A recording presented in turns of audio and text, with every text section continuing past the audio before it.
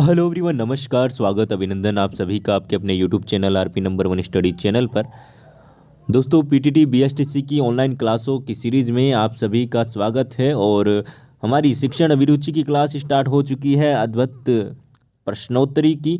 तो आज हमारी थर्ड क्लास रहने वाली है। डेली 11 बजे हम मिलते हैं शिक्षण अभिरुचि के क्वेश्चनों के साथ में, जो कि आपके एग्ज़ाम के लिए वेरी इंपॉर्टेंट रहने वाले हैं।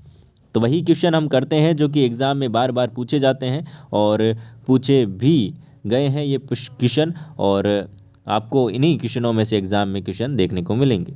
तो जल्दी से एक बार से क्लास को शेयर कर दिए मेरे प्यारे दोस्तों। जो विद्यार्थी चैनल पर नए हैं, चैनल को सब्सक्राइब कर लीजिएगा, ठीक है। सब्सक्राइब आप कर लीजिएगा ताकि आपको डेली क्लास मिलती रहे। इंस्टाग्राम टेलीग्राम पर भी आप जुड़ जाइएगा ताकि आपको जो भी इन्फॉर्मेशन है वो मिल सके। तो चलिए क्लास को स्टार्ट करते हैं। पहला प्रश्न आपके सामने आज का, शिक्षा के माध्यम से कल्याण होता है समाज के सभी वर्गों का, आदर्श परिवार का, मनुष्य के व्यक्तित्व का, छात्र व छात्राओं का। जिनको आता है वो कमेंट करेंगे। और शिक्षण अभिरुचि के क्वेश्चनों का जवाब देते समय आप एक भावी, ठीक है ना, भावी अध्यापक हो, ये आप ध्यान रखिएगा, ठीक है ना। आप अध्यापक बनने के बाद में किस प्रकार से इन चीज़ों को देखते हैं और जो भी चीज़ें हैं वो आपको यहाँ पर एक अध्यापक के रूप में सोचनी है। तो ऑप्शन नंबर यहाँ पर ए बिल्कुल करेक्ट आंसर हो जाएगा। समाज के सभी वर्गों का कल्याण होगा यदि शिक्षित होगा पूरा का पूरा यहाँ पर देश, ठीक है। चलिए अगला प्रश्न आपके सामने, जवाब दीजिएगा। प्रश्न नंबर आपके सामने 42।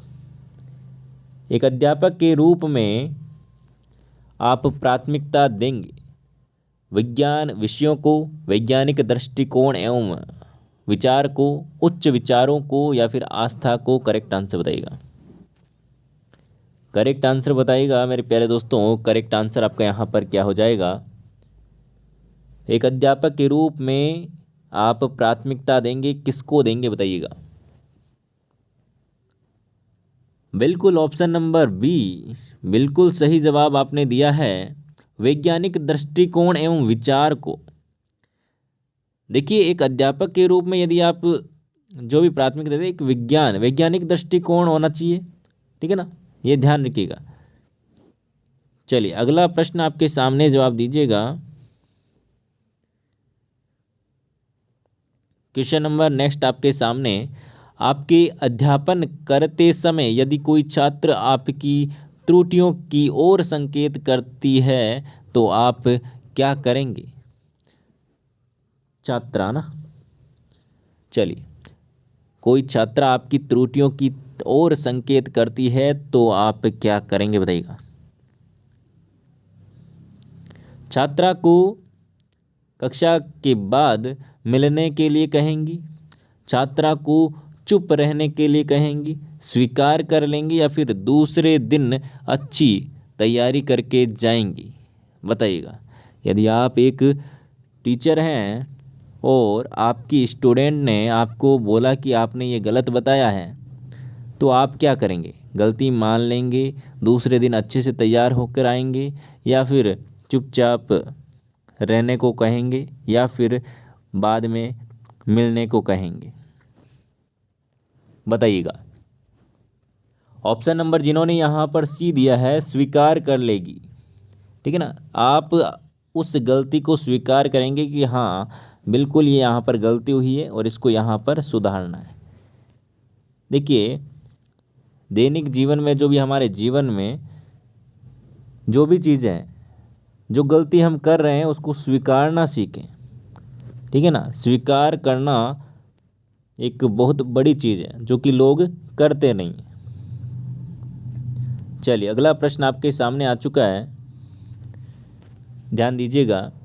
आपको मालूम हुआ है कि आपके प्रधानाचार्य संस्था में कुछ गलत कार्य कर रहे हैं तो आप क्या करेंगे?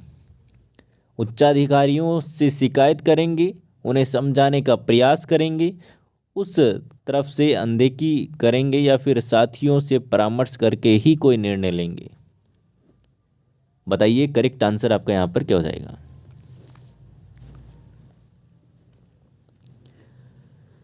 ऑप्शन नंबर बी बिल्कुल करेक्ट आंसर हो जाएगा आपका यहाँ पर, उन्हें समझाने का प्रयास करेंगे। उन्हें समझाने का प्रयास करेंगे, ठीक है ना। पहले समझाएंगे, उसके बाद में भी नहीं माने तो आपको क्या करना है, शिकायत करनी है। चलिए आगे अगला प्रश्न आपके सामने, जवाब दीजिएगा। प्रौढ़ शिक्षा किन व्यक्तियों के अधिकार में होनी चाहिए? सरकार के हाथ में, शिक्षित व्यक्तियों के हाथ में, गैर सरकारी समितियों के हाथ में, उपरोक्त सभी के हाथ में? करेक्ट आंसर बताइएगा।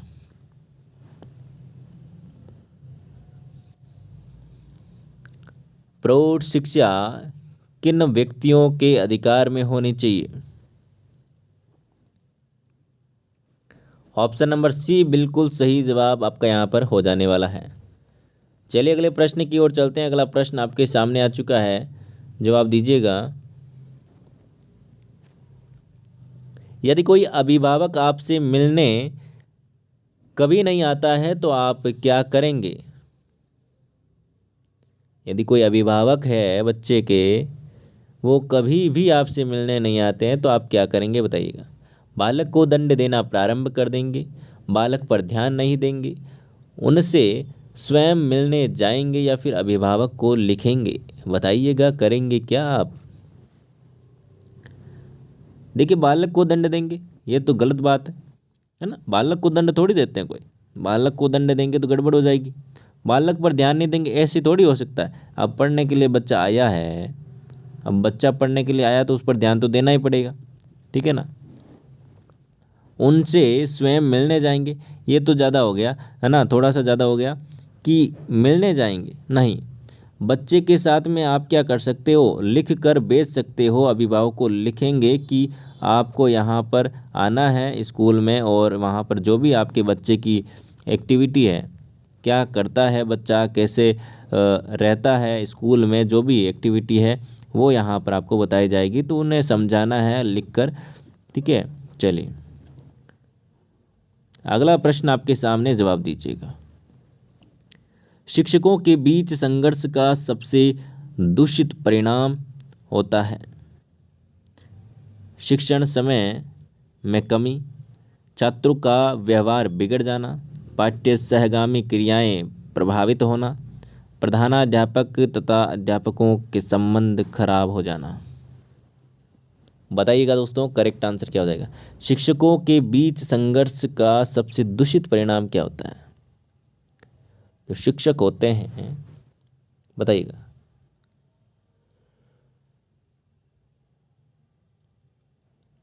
ऑप्शन नंबर जिन्होंने यहाँ पर बी बताया है, बिल्कुल सही जवाब है आपका सभी का, ठीक है। बिल्कुल बहुत ही शानदार। छात्रों का व्यवहार बिगड़ जाना, ठीक है ना। अगला प्रश्न आपके सामने, जवाब दीजिएगा। छात्रों में अनुशासन बनाए रखने के लिए एक शिक्षक की कौन सी भूमिका सराहनीय है? शिक्षक की अपनी योग्यता, शिक्षक का विचार, शिक्षक का व्यक्तित्व, या फिर शिक्षक की कक्षा प्रबंधन की क्षमता? बताइएगा दोस्तों करेक्ट आंसर आपका यहाँ पर क्या हो जाएगा। ऑप्शन नंबर डी बिल्कुल करेक्ट आंसर आपका यहाँ पर हो जाएगा। शिक्षक की कक्षा प्रबंध की जो क्षमता है वो यहाँ पर डिसाइड करती है कि छात्र अनुशासन में रहता है कि नहीं रहता है। यदि अनुशासन रखना है तो कक्षा की जो अरेंजमेंट है, ठीक है ना, वो बहुत ही शानदार होना चाहिए। और अगला प्रश्न आपके सामने आ चुका है, फरमाइएगा आंसर यदि आपको आता है तो, नहीं तो आप देखते रहिए। क्लास को थोड़ा सा शेयर कर दें ताकि मेरे सभी प्यारे भाई बहन जुड़ सके, ठीक है ना। बिल्कुल देखिए सभी 11 बजे मेरे साथ में शिक्षण अभिरुचि के लिए जुड़ें, ताकि आप रेगुलर रूप से यदि जुड़े रहेंगे तो आपको यकीन मानिए श्योर सिलेक्शन आपको मिलने वाला है, ठीक है ना। चलिए अगला प्रश्न आपके सामने आ चुका है, किसी विद्वान ने यह कहा था कि शिशु का मस्तिष्क कोरी स्लेट होता है। कोरी स्लेट होता है। ऑप्शन नंबर बी प्लेटो। कोरी स्लेट का मतलब क्या हुआ? देखिए, जो शिशु होता है वो क्या होता है, उसका दिमाग एकदम क्या होता है, साफ होता है। साफ होता है, उसमें कुछ नहीं रहता है। उसे ना पता होता है ये के है, ये बी है, ये ए है, ये कुछ नहीं पता है उसको। ये तो हम सिखा देते हैं, वो एनवायरनमेंट में सीख लेता है आकर। ठीक है ना। उससे पहले उसके दिमाग में कुछ नहीं रहता है, क्या चीज़ें हैं क्या है, वो सारी की सारी वो इस दुनिया में आने के बाद में ही जानता है। तो वो छोटा रहता है तो उसके दिमाग में जो भी व्यवहार है वो कुछ भी नहीं रहता है। वो जो भी हम सिखाते हैं वही उसके दिमाग में चला जाता है। जैसे हमने इंग्लिश उसको सिखाई है तो वो इंग्लिश पर बोलने लगेगा। हमने मारवाड़ी सिखाई है तो मारवाड़ी बोलेगा वो। ठीक है ना। तो ये सारी की सारी चीज़ें होती है। यदि पापा को पापा जी बोलना सिखाया तो वो पापा जी बोलेगा बाद में। ठीक है ना। तो बचपन में जो सिखाया जाता है वही आगे जाकर क्या होता है, उसके काम आता है और वही वो सीखता है। तो ये चीज़ें हैं, कोरी स्लेट होता है ना। चलिए अगला प्रश्न आपके सामने। किस विद्वान ने किस विद्वान ने सीखने के 5 चरण बताए हैं? किस विद्वान ने सीखने के 5 चरण बताए हैं?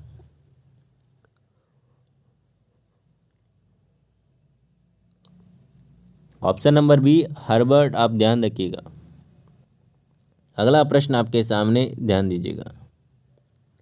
अनुशासन भंग करने वाले छात्र को दिया गया दंड ऐसा होना चाहिए कि, कैसा होना चाहिए बताइएगा।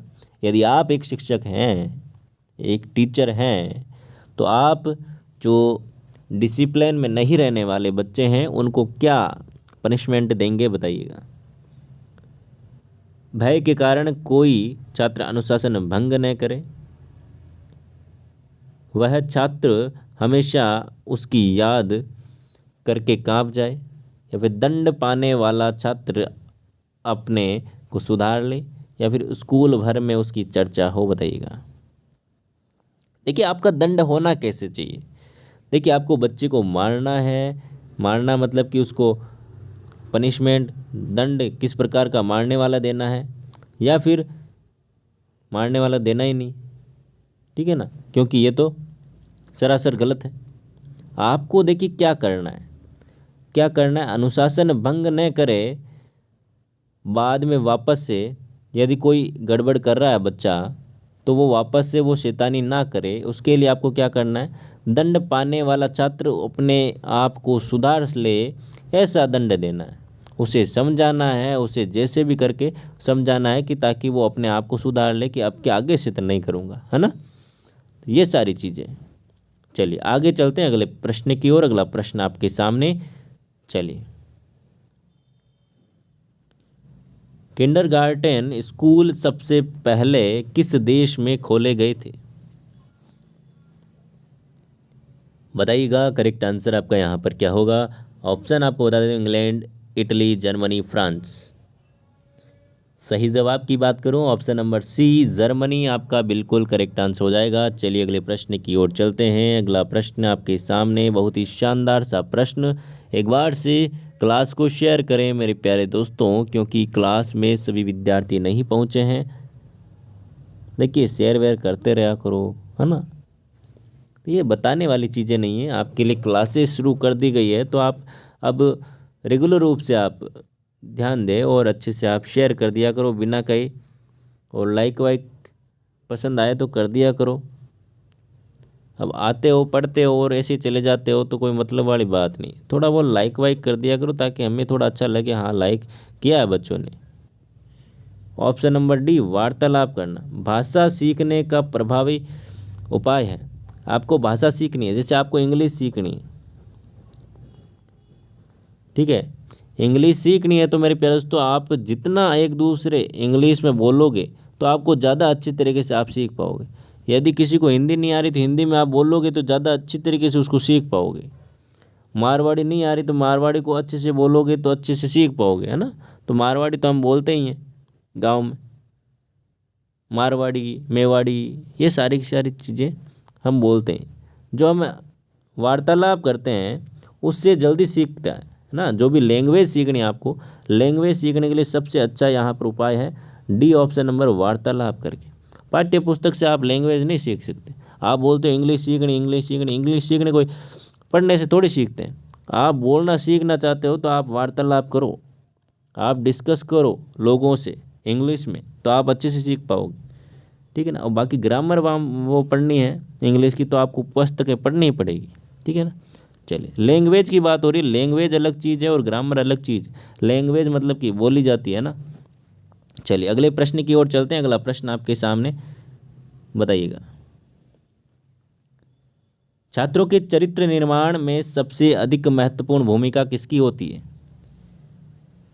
बताइएगा। अध्यापकों के उद्देश्यों की,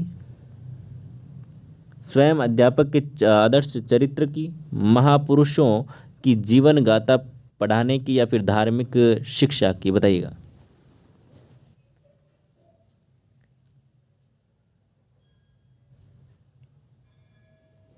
करेक्ट आंसर की बात करें ऑप्शन नंबर बी, स्वयं अध्यापक के आदर्श चरित्र की भूमिका होती है, ठीक है ना। आगे चलते हैं अगले प्रश्न की और अगला प्रश्न आपके सामने, जवाब दीजिएगा। निम्नलिखित शिक्षण विधियों में से कौन सी विधि वास्तविक अनुभवों को प्रदान करने के दृष्टिकोण से उत्तम है? भ्रमण विधि, प्रोजेक्ट विधि, भाषण विधि, या फिर पाठ्य पुस्तक विधि?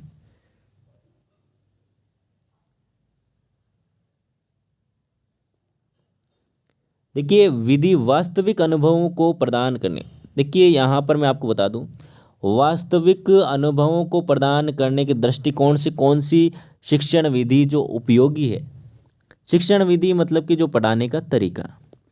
अब देखिए, भ्रमण विधि में क्या होता है, आप कहीं पर भी बच्चों को विजिट, जैसे ताजमहल के बारे में आपको बताना है, ठीक है ना। ताजमहल के बारे में बच्चों को बताना है कि ताजमहल कैसा है, क्या दिखता है, क्या होता है, ठीक है ना, ये सारी चीज़ें।